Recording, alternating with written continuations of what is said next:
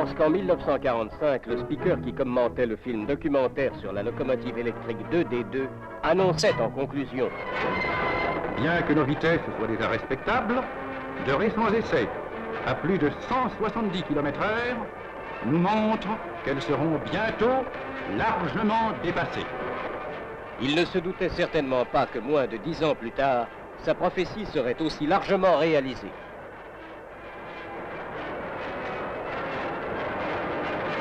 En effet, en février 1954, la locomotive CC 7121, remorquant un train de 3 voitures, bat le record du monde de vitesse sur voie ferrée. Or donc, ce jour-là, vendredi 19 février 1954, à midi, en gare de Dijon, le train d'essai vient prendre place à quai.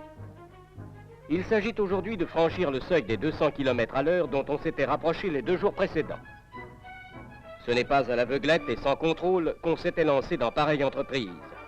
Des appareils Mosin à quartz piezoélectrique montés sur les essieux moteurs permettent de mesurer les efforts latéraux exercés dans la voie.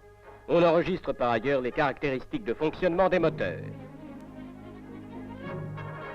Pour toutes ces mesures, des câbles relient la locomotive à la première voiture. Un miroir rétroviseur permettra d'observer et de filmer en marche le mouvement du pantographe sur la caténaire.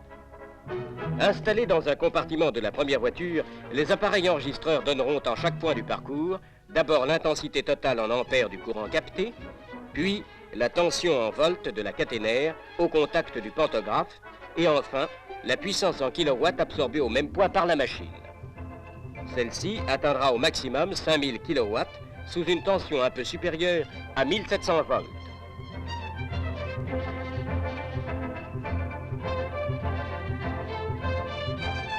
Des oscillographes cathodiques vont mesurer également en tous les points du parcours les accélérations transversales du bogie avant de la locomotive et des bogies arrière des 2 dernières voitures. Et simultanément, les efforts exercés latéralement dans la voie par les premiers et 3e essieux de la locomotive qui sont les plus nocifs. Les courbes représentatives sont enregistrées sur une bande de papier photographique se déroulant mécaniquement et impressionnées par les spots lumineux des oscillographes.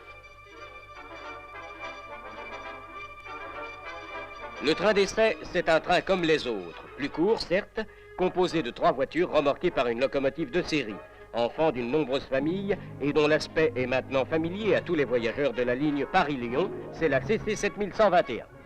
Celle-ci, comme ses sœurs, remorquait il y a quelques jours des trains rapides, express ou même de marchandises.